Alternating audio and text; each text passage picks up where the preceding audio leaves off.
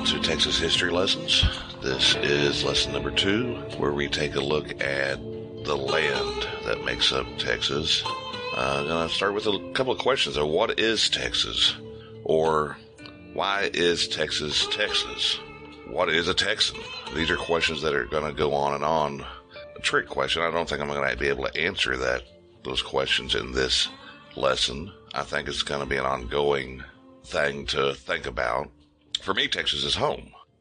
So that's a completely different thing in the minds of other people, that it's just an image on a TV screen or something they've read about in a book.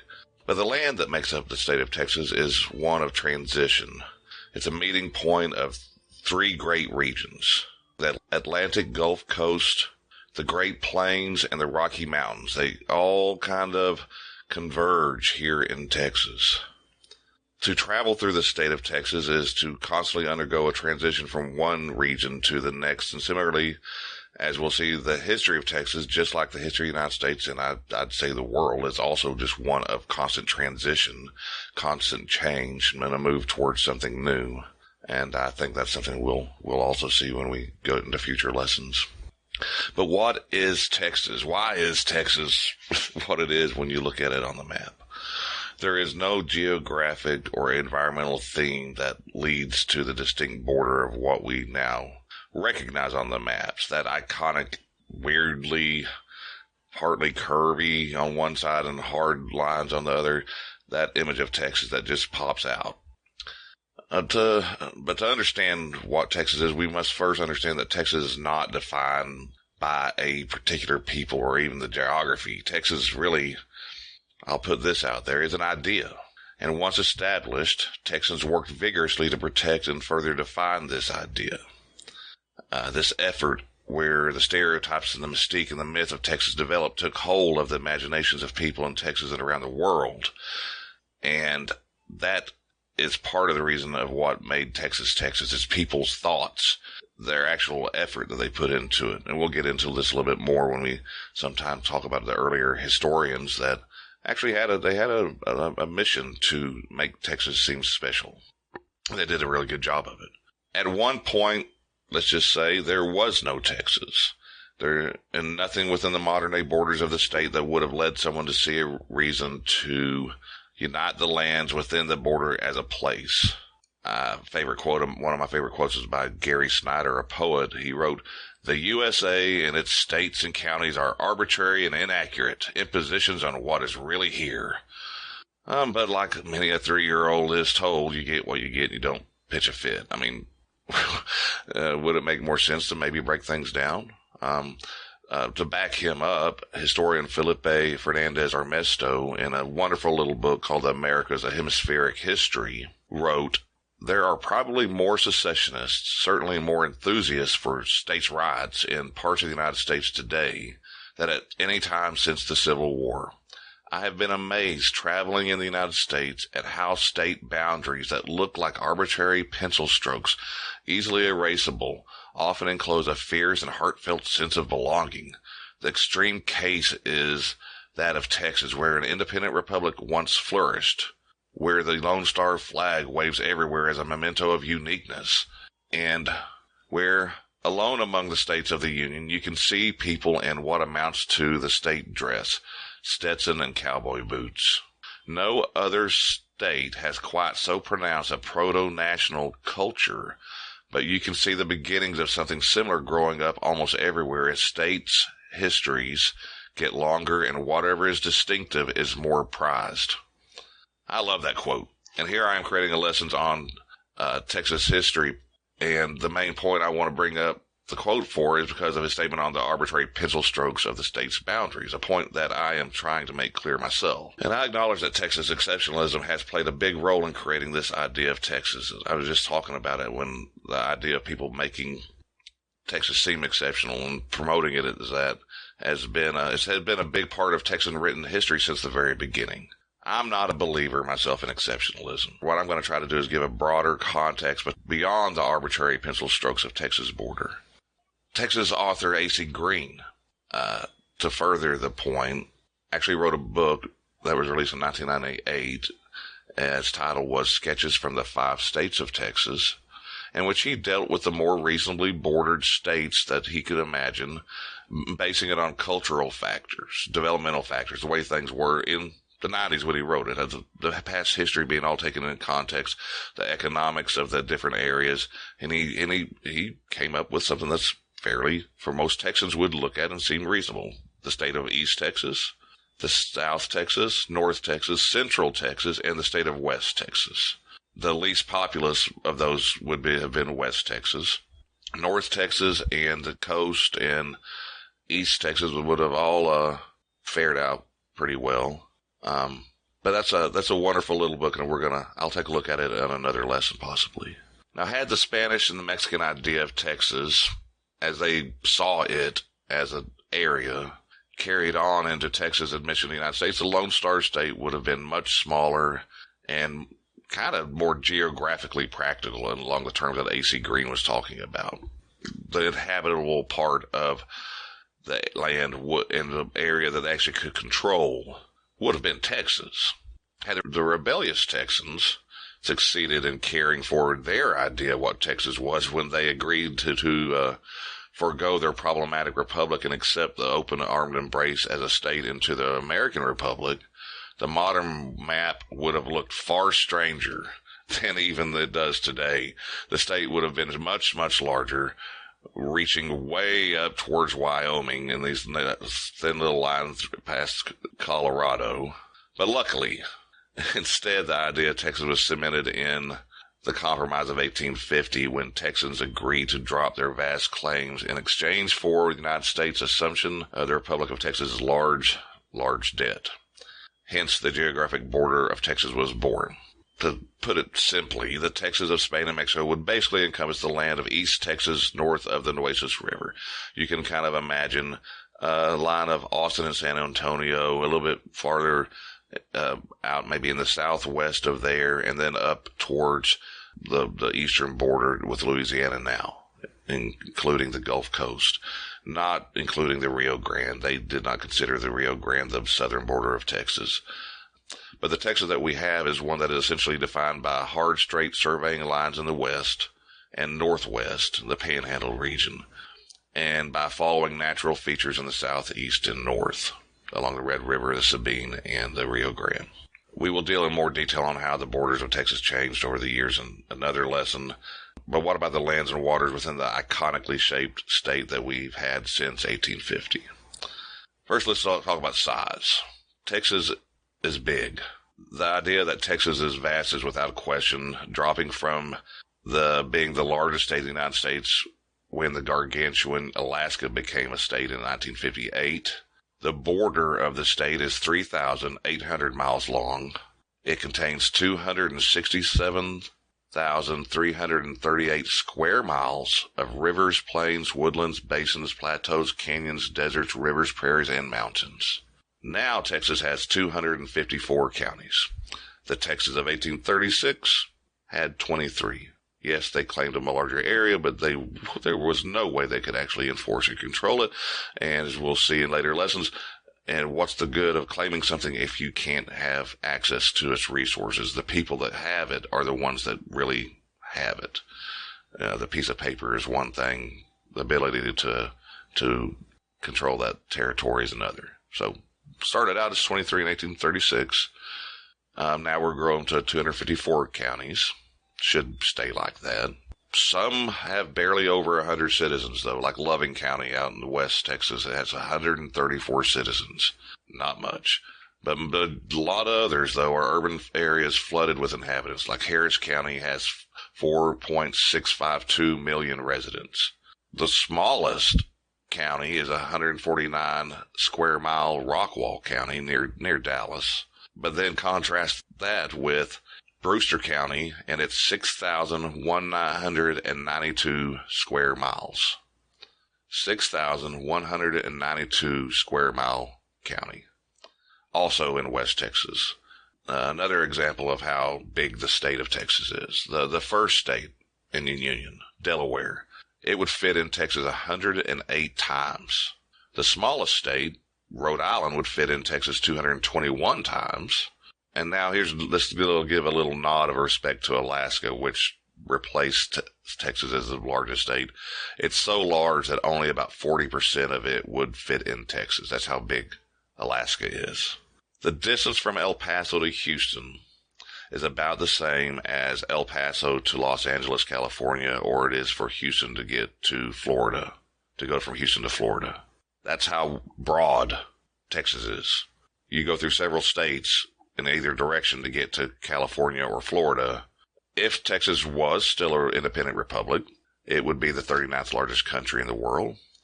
The United Kingdom would fit in Texas 2.8 times.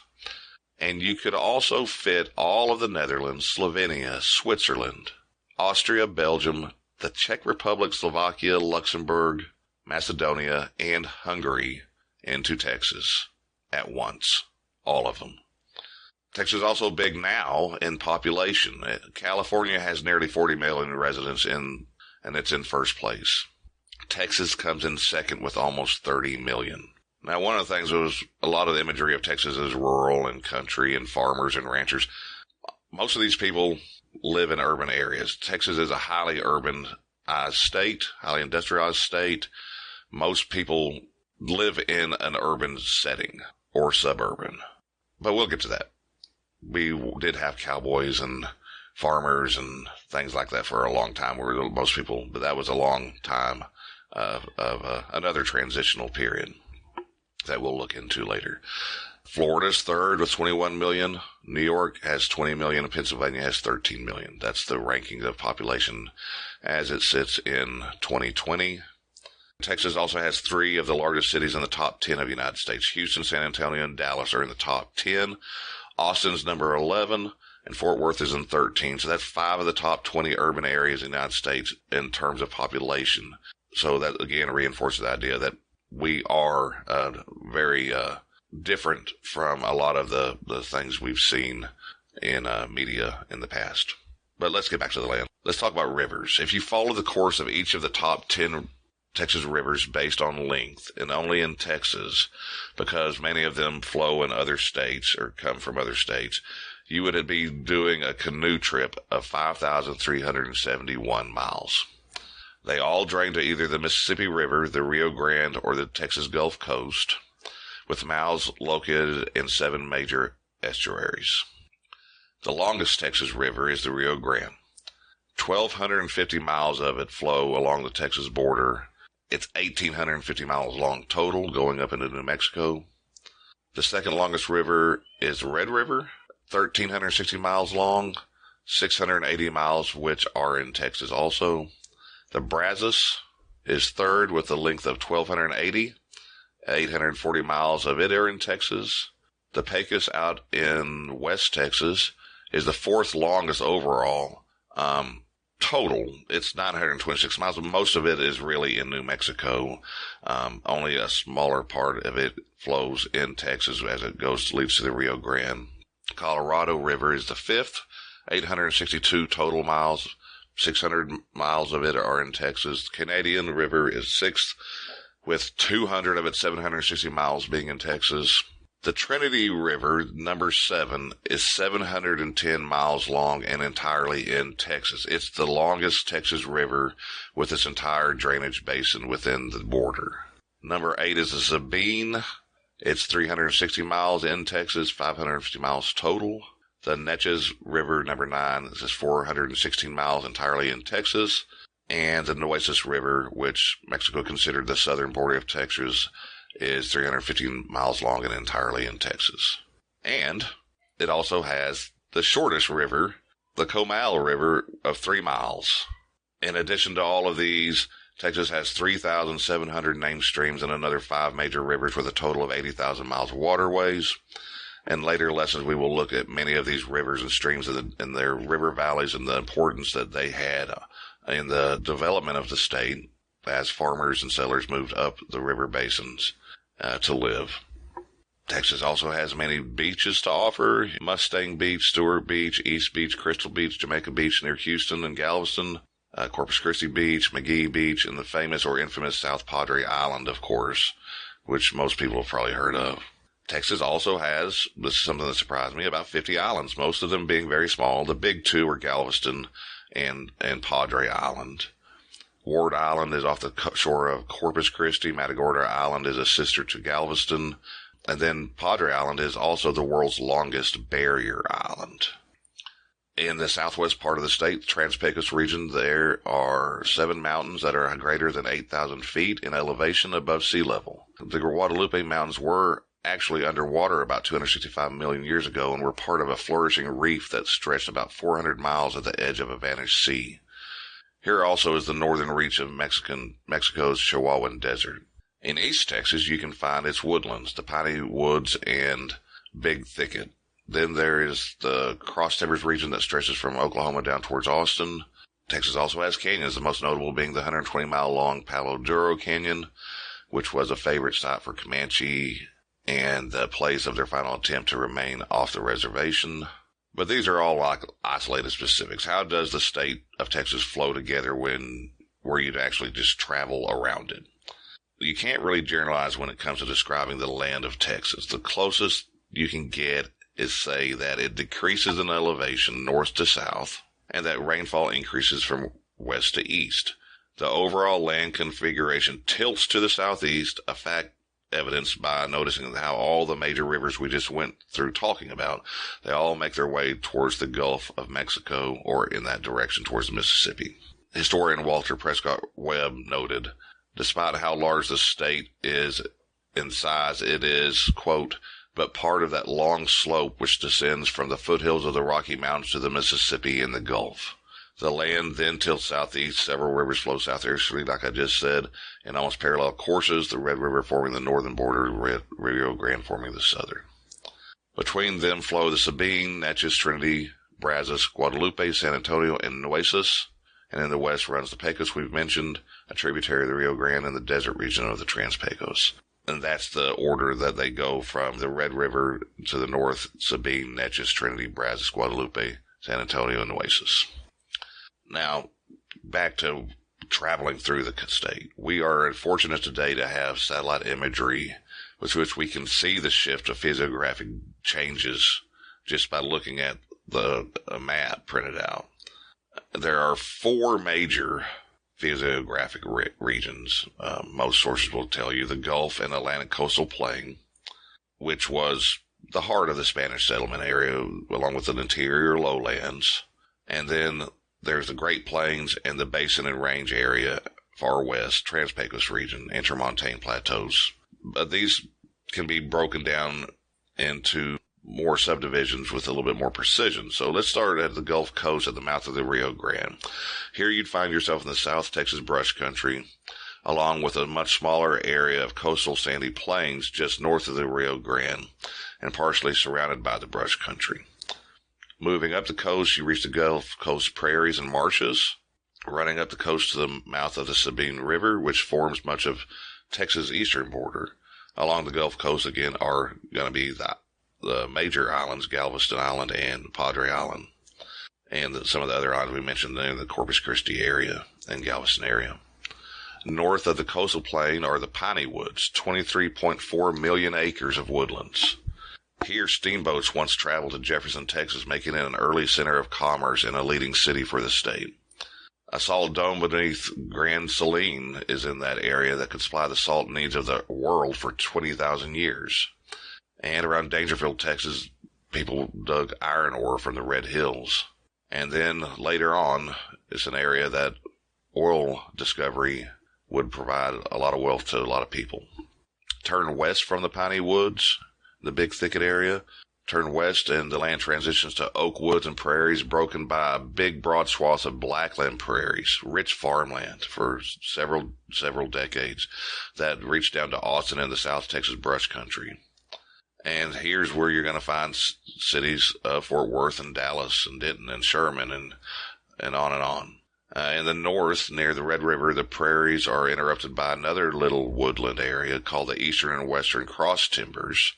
That area in particular caused a little bit of trouble for people trying to travel through because they were so dense for the early travelers. And west of the Cross Timbers begin the larger rolling plains that stretch south to the small Llano uplift that is surrounded by prairies to the north and Edwards Plateau on the south, east, and west. West of the Edwards Plateau is the Trans-Pecos that we've been talking about, which is just below the high plains of the Panhandle. So that's not a perfect summary, but that kind of shows you how they kind of tie together. If you can pull up a map while listening to this, you might want to go back and you're just going to watch the flow and the change in the topography and colors and shades. You can see where all this ties together. I think a quote from Caleb Pirtle's Texas will help flesh this out a little bit better than all my description and statistics.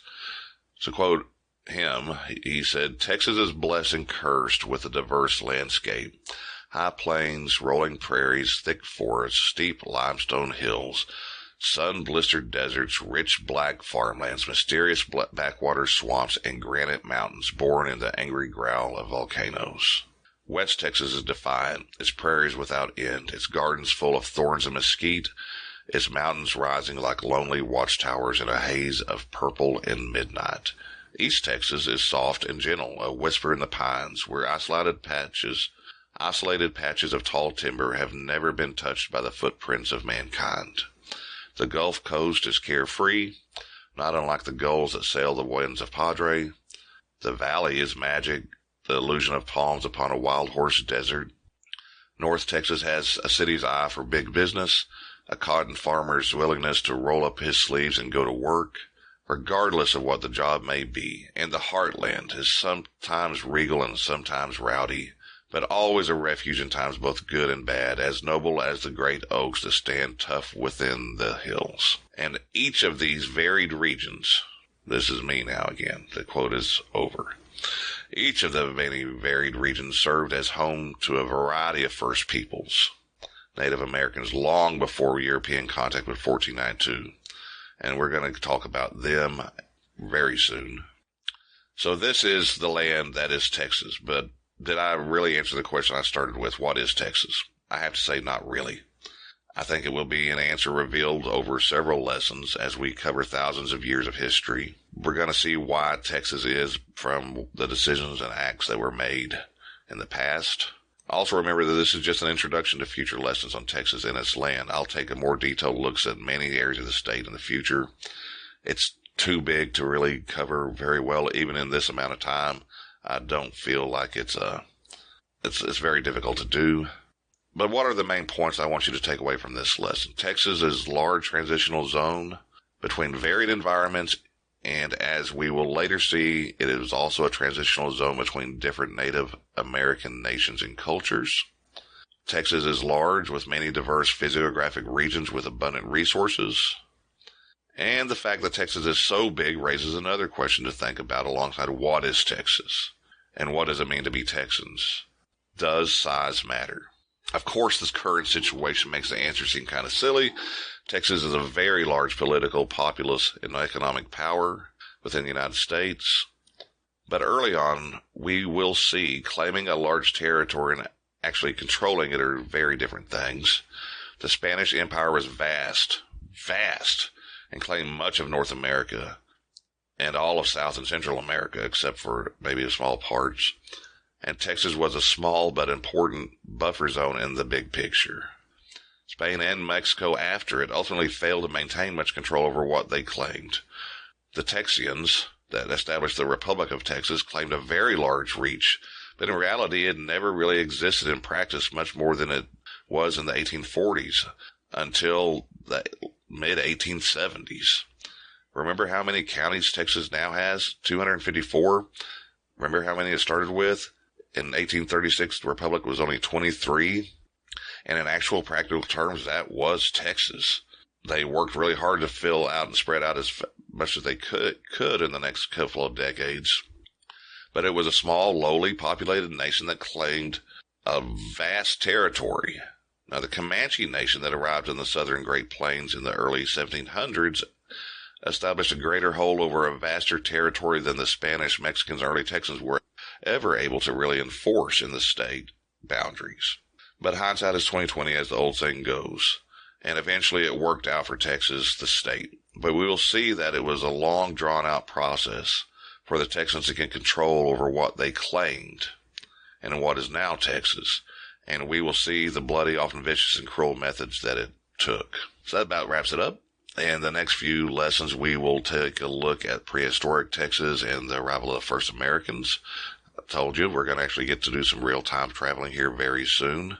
I'm very excited about this. This is some very exciting information, and it's a topic that's constantly new things are being revealed and new things are being learned about the distant past.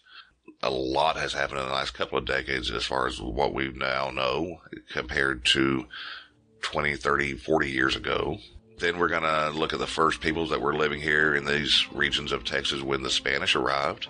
And then we'll start to deal with the arrival of the invaders from across the ocean and how they drastically and severely changed everything. And occasionally I'm going to throw in a lesson on a particular person or event just to break up the normal flow of the chronological lessons.